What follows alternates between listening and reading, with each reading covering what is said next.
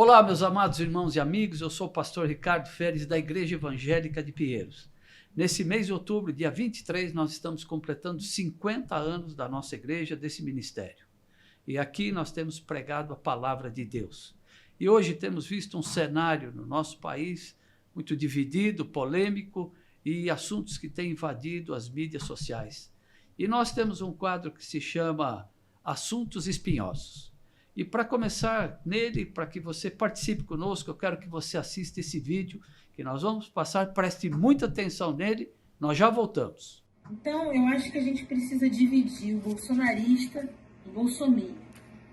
E a gente precisa começar a dialogar com o bolsominion. Como a gente vai fazer isso?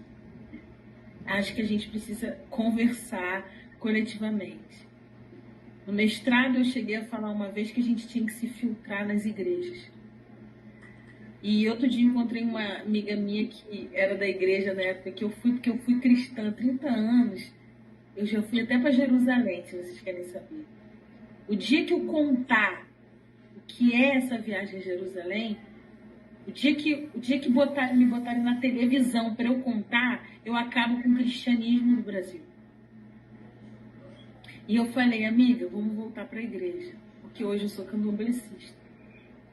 Não tem um terreiro que eu frequento, essas coisas, porque eu não sou religiosa. Mas eu amo os orixás. Agora que a gente tem que voltar para a igreja, ou ir para, a gente tem. Aí ela, amiga, que ideia louca. Como é que a gente vai fazer isso? Eu falei assim, a gente vai fazer. Aí ela falou assim, mas eles não vão querer escutar. Eu falei, quem disse que a gente vai falar para eles? A gente vai para a escolinha dominical. O que mais a igreja quer, sabe o quê? É pegar uma irmãzinha, um irmão, para botar para tomar conta das crianças.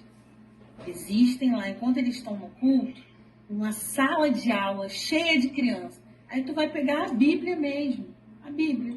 Você vai começar a falar de Jesus. Jesus era esse aqui, ó. Ele amava os pobres. Jesus disse aqui, ó, que o rico não entraria no reino dos céus. E a gente vai começar a falar de Jesus. Mas ele vai chegar em casa e vai falar, pai, a professora, aonde está escrito? Ele vai falar, aqui, pai, está escrito aqui, Jesus falou. Mas para isso tem que ter estratégia. Nenhum dos revolucionários que a gente teve nesse Brasil fez nada sem estratégia. Marighella escreveu um manual. O manual do guerrilheiro. A gente está lendo? Bom, você que assistiu esse vídeo deve ter ficado impactado tanto quanto eu e quanto todos que assistiram esse vídeo. E é sobre ele que nós vamos falar hoje. E para conversar sobre ele, eu trouxe aqui Fernando Soria, da área de educação, e trouxe também o Clodoaldo, é taxista, e ele vive nesse dia a dia em contato com a população. E nós vamos tratar desse assunto em conjunto aqui. Eu quero que você preste muita atenção. E se quiser participar depois, mande aí um alô para a gente. Fernando, boa tarde. Vamos tratar desse assunto, que você assistiu o vídeo e creio que você deve ter ficado tão impactado quanto todos que assistiram, né? Pastor, assim, eu fiquei assim muito impactado. Eu não sei o Clodoaldo, né? Eu acho que nós todos aí, quando a gente passa a entender um pouco melhor o que está acontecendo nas redes sociais, a gente se pergunta, poxa, na minha época, como é que era, né? Como é que eu enquanto jovem, enquanto criança, né, tinha contato com esse tipo de informação? E eu me lembro que, eventualmente, né, um parente ou outro, um professor ou outro, né, trazia um assunto um pouco mais polêmico, mas não tão visceral, né, não tão afrontoso como a gente acabou de assistir. Eu não sei, eu não sei como o senhor entende essa questão para a geração que está posta aí, né? Enfim. Então, veja bem, Fernando, essa geração que nós estamos vivendo hoje, acredito que em todos os tempos é a geração que mais está sendo atacada, está sendo provada, né, e colocada à prova seus princípios morais e, no nosso caso, bíblicos, porque nós temos princípios, tanto morais como bíblicos. E essa geração que nós estamos vendo hoje, ela está sendo atacada de todos os meios e todas as formas, e é a geração que está sendo mais desconectada desses princípios morais e bíblicos. E nós estamos vendo que, pelo vídeo, né, que há aí uma tendência, né, a criar uma divisão, né, uma polêmica muito grande, querendo dividir, como já está dividida a nossa população hoje, né? Nos assuntos políticos, a gente vê que ela cita um dos casos que ela cita, mas a gente vê que o plano que ela propõe, a proposta dela, é terrível aos olhos do que ela está se propondo a fazer, né? E a gente vê que ela está querendo o quê? Entrar num assunto e mudar a cabeça das pessoas, e começando por onde? Pelas crianças. Por quê? Dizem os estudos que se forma uma geração a cada 40 anos. Então, nós estamos vendo que ela está querendo mudar uma geração, começando aonde? Atacando as crianças, fazendo aquilo que mudar a cabeça, o entendimento, formar uma geração que... O que será dessa geração que vai vir se ouvir uma colocação dessa e eles forem realmente levados a acreditar naquilo que ela está falando, né? O Clodoaldo aí, que vive aí no dia a dia, né, deve ter ouvido muitas histórias e deve saber que tem cada pessoa que você convive, né, no dia a dia. Acho que você está vendo a divisão, a polêmica que existe entre um e outro, não? O importante que eu quero ressaltar dessa fala dessa senhora, ela quer desenvolver um método de cooptar as crianças da igreja, né? E acredito que a gente tem até que fazer um meia-culpa entre nós cristãos, né? Ver onde que a gente pode estar deixando esse tipo de brecha, não só dentro da igreja, mas como na sociedade, né? De influência. Porque o que ela quer fazer ali é entrar dentro da igreja para trazer uma influência deturpando a palavra de Deus, né? Trazendo uma visão e uma interpretação ideológica para dentro de uma frase que Jesus diz, tirando totalmente do contexto. Eu queria que o senhor falasse nesse ponto, né, de como a igreja pode desenvolver um antídoto para esse método que esse pessoal da esquerda tem como objetivo de entrar nas igrejas, e ela está dando claramente ali um alerta para a gente, né, para a gente ficar atento quanto a esse objetivo. Vamos voltar um pouquinho lá no ponto onde ela fala, né, que ela fez essa defesa na sua tese de mestrado, né? Incrível. Eu pergunto, né, você que está na área de educação, Fernando, é isso que se ensina nas faculdades? Olha, Ricardo, não é o que deveria ser ensinado, né? Eu acho que muitas vezes a parte técnica, né, do ensino propriamente dito, ou então a parte acadêmica, né, ela sofre uma deturpação do ponto de vista ideológico. Isso tanto para a direita quanto para a esquerda, tá? Aí depende de quem está com o poder de púlpito lá na hora, né? Que, assim como o pastor, o professor também tem esse poder. E eu vejo que é aí que nós começamos a errar, né? É aí que nós começamos... E esse erro, ele não começa no mestrado, né? O Clodoaldo falou, essa senhora, pelo que eu vi, ela não é tão senhora assim, sabe? Clodoaldo, e é uma jovem, coitada, que está ali completamente consumida, né? Por um ódio, por um desejo de vingança, por uma... e que não tem nada a ver com mestrado, não tem nada a ver com doutorado, não tem nada a ver com graduação, não tem nada a ver com ensino fundamental, né? Isso é algo que está completamente fora do contexto da escola, ou pelo menos deveria estar, pastor. Eu vejo que as pessoas elas estão cada vez mais loucas nesse sentido, é uma doença, sabe? É querer valer a sua opinião acima de tudo, né? Eu vou contar um negócio que aconteceu comigo agora, recentemente, no 7 de setembro, né?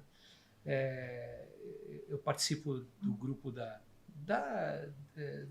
WhatsApp ali, dos meus filhos. Tenho 2 filhos pequenos, né? Eles são jovens e tal. E eu lá no grupo de WhatsApp, uma das mães festejou o 7 de setembro, né? Com a bandeira do Brasil, sem nenhuma fala ideológica, falando de nenhum político, absolutamente nada, né? Sim, comemorando o 7 de setembro, ela e a filha, né? e rapidamente houve uma comoção dentro do grupo para tratar aquilo como sendo um ato de ódio, um ato de... E assim, está todo mundo muito armado, todo muito encoraçado, sabe? Sem prestar atenção no outro e buscando sempre o ataque, né? Enfim, são questões que vêm acontecendo. Não sei, o Clodoaldo deve ver isso no táxi dele o dia inteiro, né? Deve ser o assunto do momento. A cada corrida é uma discussão diferente eu acho com que em relação a esse todas as assunto. esferas nós estamos vivendo isso hoje, né? Então você veja que ela começa falando de bolsominions, então ela já está criando uma barreira já logo na introdução da conversa dela. Depois ela fala que ela precisa ter estratégias, porque todos os revolucionários tiveram estratégias para começar. Então ela já está se colocando como revolucionária.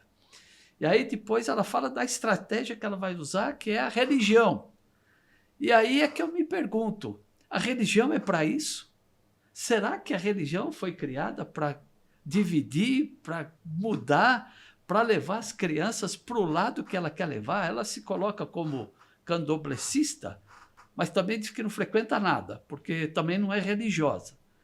Mas, ao mesmo tempo, ela quer entrar nas igrejas para fazer a cabeça das crianças. E aí eu pergunto, será que se nós, cristãos, formos lá no terreiro dela para fazer isso, será que eles se sentiriam? Como se sentiriam? Porque a religião, por mais que eu não goste de falar de religião, porque a religião ela aprisiona as pessoas, nós temos que ter liberdade. A Bíblia é liberdade. Mas levar as pessoas à religião, todas elas eu acredito que tem que lutar para o bem. Mas pelo que ela coloca, ela quer usar para o mal. Então isso não é religião, isso não é nada. Isso é uma coisa totalmente descabida no contexto que ela está dizendo. Porque se eu for num terreiro, em algum centro espírita, seja lá onde for, eu vou para levar paz, para levar aquilo que eu creio, a minha religião, vamos chamar assim. Agora, eu jamais entraria num lugar para destruir. Quer dizer, a religião, nossa crença, ela leva tudo a construir, principalmente valores, né, que nós temos, princípios bíblicos, princípios morais. E o que ela está fazendo é exatamente o caminho contrário. Ela está desconstruindo, ela está querendo desconstruir. Então, não sei qual é o propósito, o objetivo de uma fala dessa, né? Que quer levar as crianças, que é, uma vez, né, até comentamos, um ato covarde, né? De não querer, não ter capacidade para dialogar com pessoas adultas, para falar a mesma linguagem que ela e a gente poder discutir, debater. Ela vai nas crianças inocentes, né? Não sei como é que se sentiria. Talvez o Clodoaldo que tem filho, não tem? Não. O Fernando tem? Sim, como é que você se sentiria de saber que teu filho lá na igreja que você frequenta está sendo levado a fazer isso? E assim, pastora, eu assim, quando a gente fala de filhos, a gente se torna um tanto quanto visceral, né? E perde muitas vezes até a capacidade de argumentação se você vê uma pessoa fazendo isso com o teu filho. Então, de fato, essa pessoa tem que deixar de ser covarde, né? Deixar de se esconder atrás do WhatsApp, atrás enfim, da câmera do seu celular e vir dialogar, né? Vir buscar o entendimento. Porque muitas vezes, né, a falta de diálogo, o monólogo, traz muitas vezes essa repetição dentro da cabeça da própria pessoa que faz com que um absurdo desse vire uma verdade na cabeça dela. Agora, quando você está no meio de outras pessoas, quando você converge, você faz com que o outro também entenda o seu ponto, né? E acabe convergindo. Eu acho que o diálogo é a base de tudo, né? É o que, pelo menos, é o que a gente está fazendo aqui, né, gente? A gente está conversando, a gente está buscando. Tenho certeza que a gente deve divergir de alguns pontos, mas certamente, né, numa boa conversa, a gente vai entender melhor o outro e o outro vai entender melhor a nós. Exato. Respondendo a pergunta sua, Clodoaldo, né, que você falou das igrejas, como é que a gente se posicionaria para evitar um tipo de infiltração dessa, né? Veja bem, no ambiente da igreja, a gente tem a tendência de acreditar que todos estão ali para o bem, né? E o que ela falou é uma verdade, né? Nós temos deficiência de ter professores que deem aula para crianças, para jovens, para adolescentes. Temos uma deficiência nas igrejas, porque o evangelho cresceu muito, né? As igrejas cresceram muito. Então, hoje nós sabemos aí que o número de evangélicos no Brasil são mais de 40 milhões. Então, o crescimento foi muito maior do que a gente se preparar para receber esse povo. Então, quando entra alguém que a gente vê que está lá solícito a ajudar, a dar uma aula, a gente acredita que aquela pessoa veio para fazer o bem. Então, a gente vê por uma fala dessa que nós precisamos agora tomar cuidado. Nós não podemos acreditar que todo mundo que entrou na igreja vem por bem. Isso a gente sabe que não é. A própria palavra diz que no meio da igreja, no meio do povo de Deus, existe o joio e o trigo. Mas quando a pessoa se coloca numa posição de ajuda, que vem, a gente acredita naquela pessoa, né? E eu acredito que se eu entrasse lá no terreno de Candomblé, iriam acreditar que eu estaria aí lá para levar o bem, jamais para trazer uma desconstrução, levar uma proposta dessa que é uma divisão, né? Imoral, indecente, né? E justamente com as crianças, que é inconcebível, né? Então, eu vejo que realmente nós estamos passando por um tempo de muita dificuldade. E o que ela está dizendo não é só com as crianças, não. Porque os jovens hoje, nas faculdades, Fernando, a gente sabe que a maioria das faculdades federais, estaduais, os professores são todos socialistas, né? E tentam fazer a cabeça dos jovens, e estão fazendo a cabeça de muitos jovens, que não sabem nem para que lado estão indo. Porque criaram o seu ídolo, né? Que é o professor, para ser o seu ídolo deles, né? Deixaram o ídolo, o modelo nosso, que é Jesus. O modelo nosso é Jesus. O apóstolo Paulo disse assim: sede meus imitadores como eu sou de Cristo. Ele tinha um modelo. Hoje criaram o modelo gospel, até dentro das próprias igrejas. Eu estou falando dentro das próprias igrejas. Nós temos hoje ali jovens que estão sendo levados a idolatrar o cantor gospel, o coach não sei o quê, e estão fazendo isso. Então, nós precisamos hoje tomar cuidado com o que nós estamos tendo dentro das igrejas, para que isso não aconteça e aí não tenha esse tipo de infiltração de pessoas com essa cabeça, querendo mudar a cabeça das nossas crianças e dos nossos jovens. Então, nós temos que tomar cuidado realmente, né? E olhar para fora, porque hoje, né, qualquer criança tem um celular e está ouvindo uma coisa dessa aí. E coisas piores, né? Então, nós temos que cuidar da nossa juventude e das nossas crianças realmente. O que eu acho, um dos pontos que ela citou também é o ponto do revolucionário, né? Da estratégia dos revolucionários para alcançar determinado objetivo. A gente tem mais do que um revolucionário. A gente tem um salvador da nossa alma, que é Jesus Cristo, que norteia os nossos pensamentos, os nossos princípios, os nossos valores. Eles estão totalmente ligados ao que Jesus disse. E Jesus, quando ele veio trazer o seu exemplo de vida, não era para trazer divisão sobre classes sociais, trazer divisão sobre diferenças raciais, diferenças de escravo ou livre, ou servo ou senhor. Jesus ele veio para trazer união.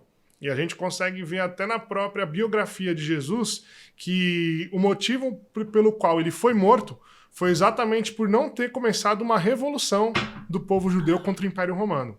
Então, até esse exemplo de Jesus, que decidiu se entregar como um cordeiro, né? Agora na linguagem cristã, dizendo assim, ele se entregou até a morte para a salvação da humanidade. Mas o ponto de onde começou a perseguição e morte dele foi dele não se colocar como um líder revolucionário de classes. Né? Tanto que o motivo de Judas ter traído ele foi exatamente esse. Ele achava que Jesus ia instaurar ali uma rebelião contra Roma. Sim. Então, assim, a nossa fé não está fundamentada num revolucionário que vai vir para trazer a igualdade através do próprio homem. Né? É uma elevação espiritual do ser humano, daquele que é crente em Jesus, mudança de pensamento, mudança de vida, mudança de... a famosa metanoia, né, que a gente entende, que é a mudança total de pensamento, né, faz um 180 no pensamento e muda a rota. Então eu acho que a maior arma que a gente tem como cristãos, como crentes, para combater isso, é apresentar o que Jesus foi, o exemplo dele, que é o exemplo perfeito. Entendeu? E é por aí que eu imagino mais ou menos que seja. Puxando esse gancho aí do Clodoaldo, pastor, se me permitir, é assim, ele falou dessa estratégia revolucionária, né, de buscar, enfim, de alguma forma influenciar, e que Jesus não buscou essa divisão, né, através de classes sociais, muito pelo contrário, buscou uma revolução do pensamento, né? Ou seja, o ser humano se fazia novo, e as suas atitudes por si só demonstravam que ele era um cristão, né? E ela fala lá e usa questões da palavra de forma muito segmentada, isolada, recortada, né? Para falar e dividir, né? Que é justamente... E mostra que não conhece, né? Porque fala e fala errado, né? Exato. Ela fala lá do rico que não vai entrar no céu. Explica pra gente aqui, entendeu? Como é que é isso? Será que se o Clodoaldo já tá virando aqui quase que... Tem quantos táxis, Clodoaldo? 750? Então, de repente, se ele virar dono de uma frota de táxi, você não vai pro céu, é isso? Então, veja bem, Fernando, ela está usando a mesma tática que Satanás usou com Adão e Eva. Porque Adão e Eva, quando eles estavam ali no paraíso, Deus tinha dado uma ordem para eles, para não tocar na árvore da vida. E então ele falou, olha, não coma dessa árvore, que essa aí não pode proibir. Se vocês tocarem, vocês vão ter conhecimento, vocês vão abrir os olhos, vão ser como Deus. Então Deus proibiu. Satanás vai até lá, que é o diabo, né, que a gente conhece, o nome popular dele. Ele vai até Adão e Eva e diz assim, então Deus disse que se você comer, vocês vão morrer. Veja que ele muda a palavra de Deus. E Eva diz assim, não foi isso que ele disse. Ele disse que era para a gente não comer, porque senão nós íamos ter conhecimento. Então, veja, o diabo sempre usa a palavra de Deus distorcida para tentar nos enganar. Ela pega e diz assim, olha, o rico não vai entrar no reino dos céus. Jesus não disse isso. Ele disse, é mais difícil um rico entrar no reino dos céus do que um camelo passar pelo buraco da agulha. Por que ele está falando isso? No contexto, Deus está falando daqueles que confiam no dinheiro, daqueles que têm amor ao dinheiro, que colocam o dinheiro como seu Deus, o dinheiro em primeiro lugar. Então, a gente vê que ela usa de uma forma maliciosa para tentar enganar, como Satanás fez com Adão e Eva, ou então não conhece a palavra. Então, para a gente usar uma coisa, a gente precisa conhecer. Então, veja como é uma artimanha usada para tentar nos induzir a entender o que ela quer falar, mas não o que está escrito. Então, o que está escrito não é isso que ela fala. Então, essa é a estratégia que eles usam. Essa é a estratégia. Eles pegam a verdade, distorcem a verdade e fazem com que a mentira pareça verdade. A Bíblia diz assim, há caminhos que aos olhos do homem parecem bom, mas no fim são caminhos de morte. E é o que ela está querendo fazer, está querendo dizer que aquilo que ela falou está na palavra, vamos ensinar as crianças, ela vai chegar em casa e vai dizer, papai, está aqui na Bíblia. Mas a hora que você vai ler a Bíblia, não é o que ela está falando. Então, ela mostra desconhecimento, despreparo e a mesma estratégia de Satanás. Deus nos dá estratégia para o bem, mas aqueles que não sabem usam para o mal. Então, tem exemplos na Bíblia, como foi citado aqui, o próprio Judas, né? Jesus chamou, deu a ele ali a bolsa de dinheiro, colocou sobre ele a responsabilidade, botou tudo. Ele tinha tudo para dar certo, mas ele preferiu acreditar o quê? Na mentira. Ele achou que Jesus... Olha, falamos aqui de revolucionário. Para mim, o maior revolucionário da história da humanidade é Jesus Cristo. Só que ele veio revolucionar o mundo para o bem. Agora, esse tipo de revolução, eu acho que ninguém quer. pelo menos quem tem filhos, eu acho que ninguém vai ser conivente com uma coisa dessa. Mas isso é um alerta para nós, pais, que temos filhos, e igrejas, que estamos abrindo as portas para qualquer pessoa vir a ministrar na igreja. A igreja está aberta para qualquer pessoa que quiser entrar, será muito bem-vindo, será recebido como qualquer outra pessoa, não importa a religião, raça, cor, tamanho, crença, não importa. A igreja foi feita para isso. Mas, para que alguém venha ensinar, ministrar dentro da igreja, precisa mostrar que realmente crê que Jesus Cristo é o Senhor. Esse é o caminho que nós temos que seguir. Então é triste ver isso, né? Eu acredito que todos que ouviram, né, quem está nos ouvindo agora, vocês viram aí a tamanha aberração que é um vídeo desse. E como esse, tem muitos outros aí na internet. E nós estamos vendo que estão querendo formar uma geração que não acredita em Deus, que quer ser revolucionário e quer mudar tudo aquilo que foi até hoje. E eu creio que vai continuar sendo, porque a igreja vai prevalecer. Deixa eu fazer uma pergunta, pastor. Você acha que, vamos imaginar o seguinte, né, que eventualmente um modelo que é pregado por essa jovem aí seja um dia, né, alcançado, né, que ela é ambiciosa, ela falou que ela vai destruir o cristianismo se derem a palavra para ela. Vamos imaginar que ela consiga, né, e que de alguma forma o direito de culto, a igreja não possa mais existir no Brasil, por exemplo, que é onde o contexto que a gente está inserido. Você acha que até ela, né, que hoje está com esse discurso, vai continuar com esse discurso? Eu não sei, eu vejo que é um modelo que muitas vezes a gente quer mudança, e a mudança a qualquer custo, né? E eu não sei se a mudança a qualquer custo ela é algo viável, né? Eu te pergunto, só acha que se a gente deixar, né,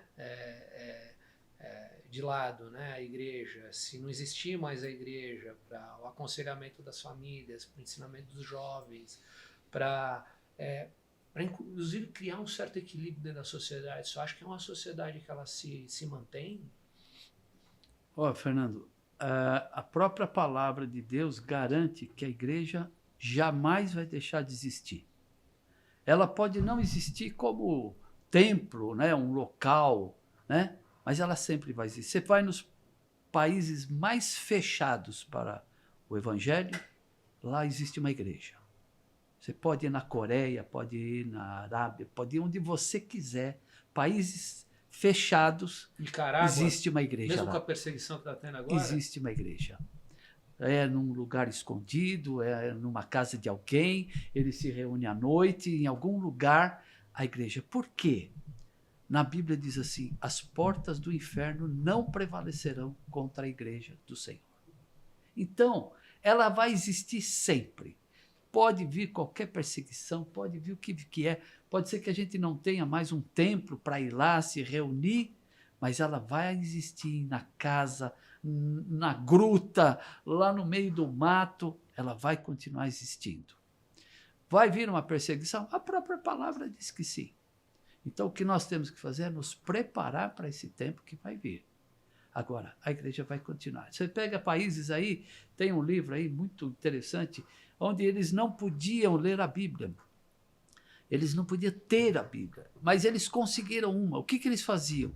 Eles recortavam os versículos, distribuíam, cada um levava um versículo para casa, decorava aquele versículo, na próxima reunião eles trocavam. E assim eles foram lendo a Bíblia, todo mundo tinha uma forma de ler. Ela nunca vai deixar de existir, ela sempre vai ter, por quê? Porque foi Deus que garantiu que as portas do inferno não prevalecerão contra a igreja. Nesse contexto, pastor, do Brasil, nessa questão de ideologia que a gente está vendo, é muito claro que a igreja ela é um empecilho para a ideologia de esquerda sobrepor, porque o comunismo, como objetivo, é o Estado que vai suprir a necessidade das pessoas. E a igreja, ela propõe exatamente o contrário. A fé, ela propõe exatamente o contrário, né?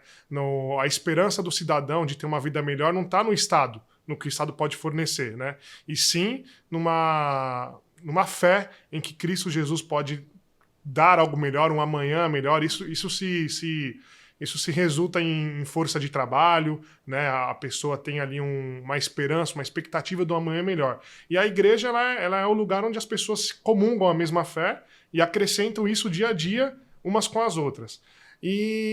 Mas supondo que isso seja uma coisa que comece a se implementar no país, né? Vamos supor que alcance um lugar onde isso seja possível de acontecer. O que o senhor acha que pode ser um posicionamento da igreja nisso? Aí agora eu estou falando até mesmo de... Eu não acho que a igreja deve se posicionar de forma político-partidária, mas eu acho que a igreja, como é um ajuntamento de muitas pessoas, como o senhor disse, os evangélicos hoje na casa aí dos 40, 50 milhões, então a gente é uma população que tem voz. Como o senhor acha que a igreja deve se posicionar nesse contexto? Veja bem, a gente ouve muito falar em Estado laico, né? O Estado é laico, o diabo não. Ele entra tanto na vida sua social como na sua vida espiritual.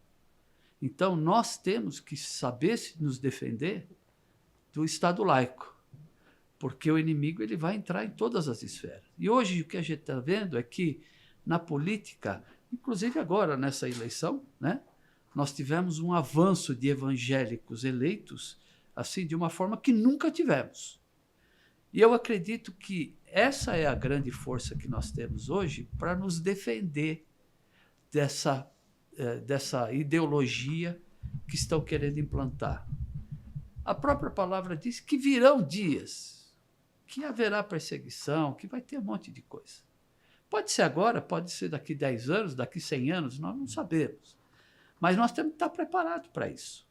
Então, nós temos que saber nos posicionar tanto para o lado social, né? Nós somos cidadãos de um país, mas também somos cidadãos do reino. Então, acima da lei do país está a lei do reino.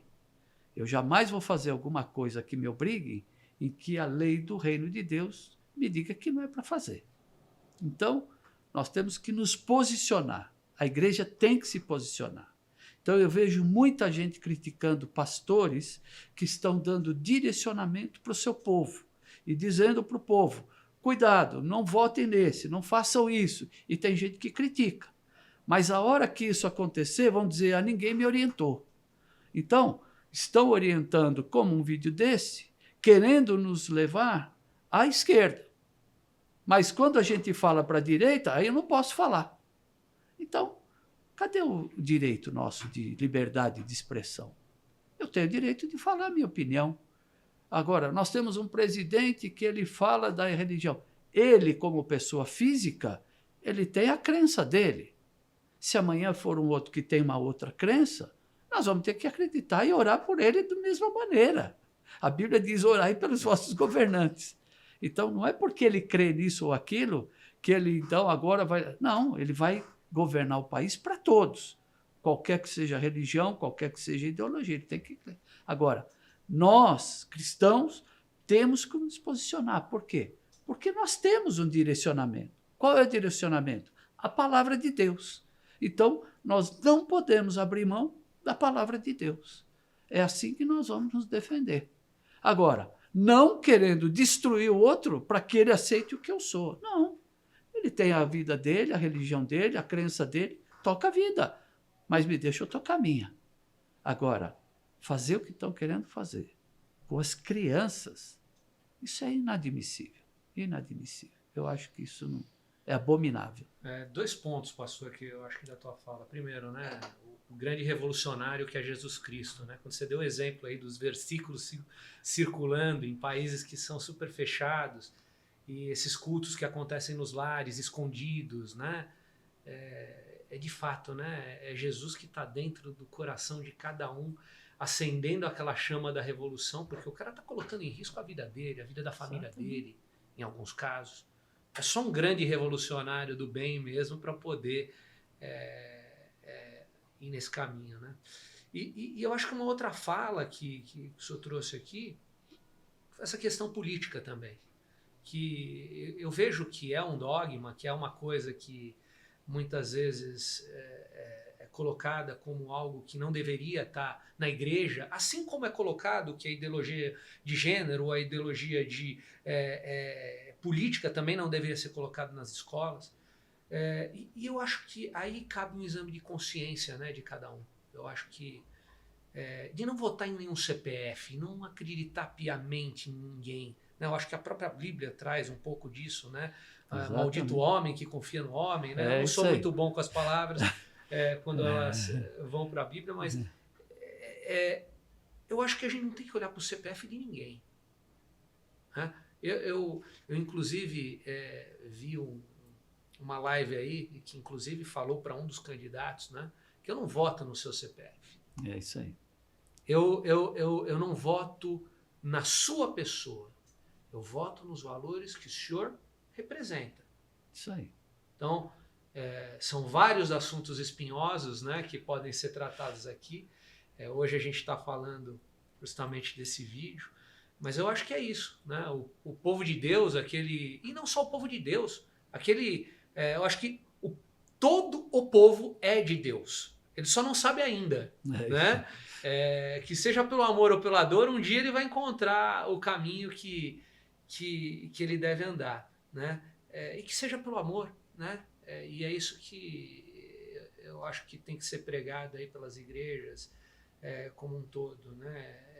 Não disseminar o ódio, então o confronto, é o que o senhor falou, independente de quem for eleito, esse será o presidente do nosso país, mas eu acho que aquele que é cristão ou que não é cristão tem que fazer um exame de consciência e deixar de votar no CPF, deixar de votar na pessoa, né? E votar nos valores. Quais são os valores que te agradam? Qual que é, né, as práticas principalmente que te agradam? Porque muita gente fala, mas não faz, ou fala e faz o contrário. Né? Então, eu acho que esta eu acho que o povo brasileiro ele está bem escaldado, ele está bem atento, né? Haja visto o que a gente está fazendo agora, que seria impensado em tempos anteriores. A gente está montando aqui um conteúdo que vai atingir milhões de pessoas. Então, você veja, Fernando, nós não temos uma cultura de educação política. Nós nunca, eu pelo menos até agora há pouco tempo, eu nunca fui envolvido com política, nunca me preocupei com política. Nós não fomos ensinados a isso. Você vai para qualquer país fora do Brasil, eles são educados politicamente. Eles sabem o nome do deputado, do senador, do primeiro-ministro, eles sabem o nome, eles falam, discutem. Nós temos uma educação muito ruim. E agora que o povo está adquirindo essa cultura por causa dessa polarização. E agora é o que você falou. O povo não está acostumado a buscar, deixa eu ver qual que é o plano de governo de fulano.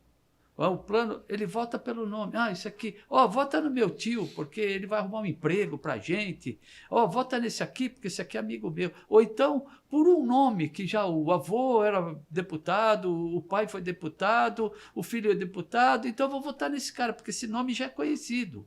Já me acostumei. Então, nós não temos essa cultura de uma educação política. Então, a gente vota hoje muito mal. E hoje eu creio que nós estamos mudando isso.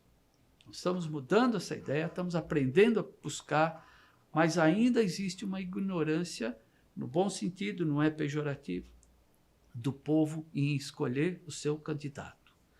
Veja bem, nós temos aí uma eleição que a gente vê que quantas pessoas que não têm ainda candidato. Você pega as pesquisas, não, esse aqui ainda não decidiu.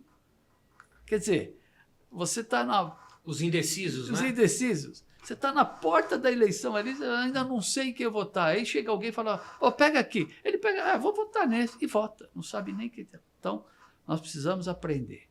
Então, a estratégia do revolucionista, né, é criar polêmica.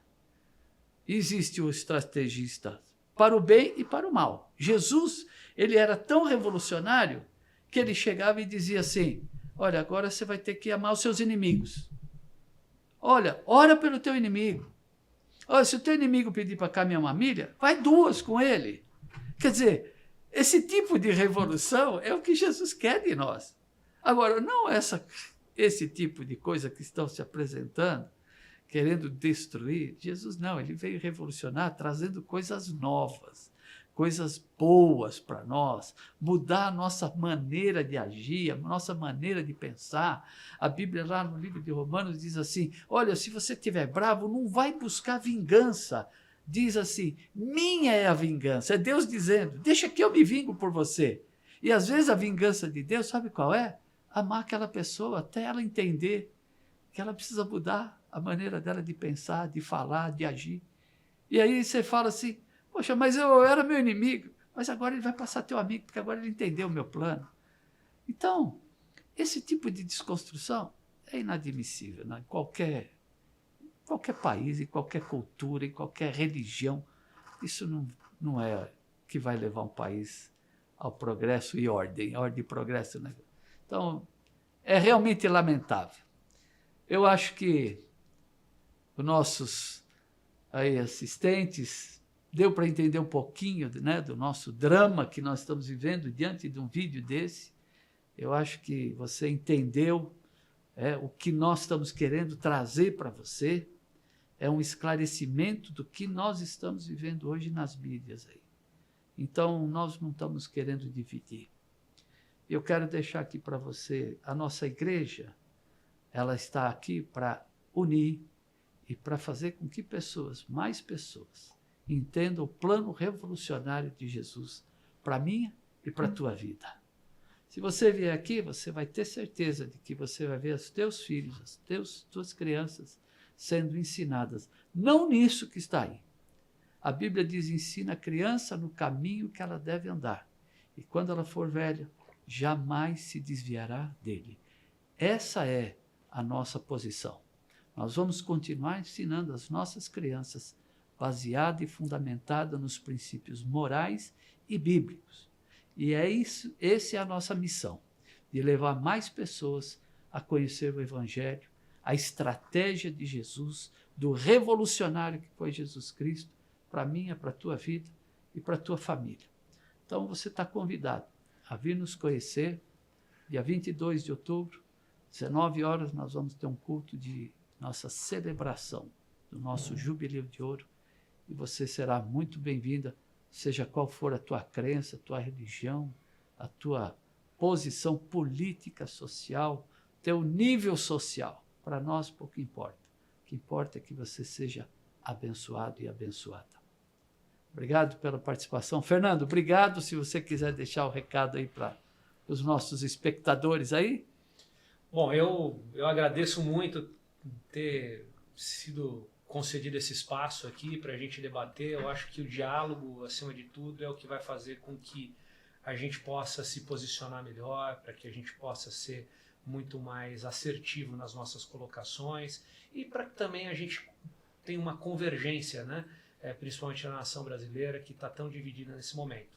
Né? Convido a vocês aí a estarem conhecendo a igreja, que, enfim, aonde eu trago os meus filhos e que, de certa maneira, eu tenho sido muito acolhido e muito abençoado aqui. Pastor, muito obrigado pelo convite. Valeu, obrigado. Clodoaldo. Eu quero deixar como um recado que a igreja ela é um ambiente democrático, ela é um ambiente onde essas pessoas podem se desenvolver culturalmente através da música, através da leitura da palavra de Deus, através da comunhão entre as pessoas. E a gente expressa a nossa liberdade de fé, de credo, de religião e de crença em Jesus.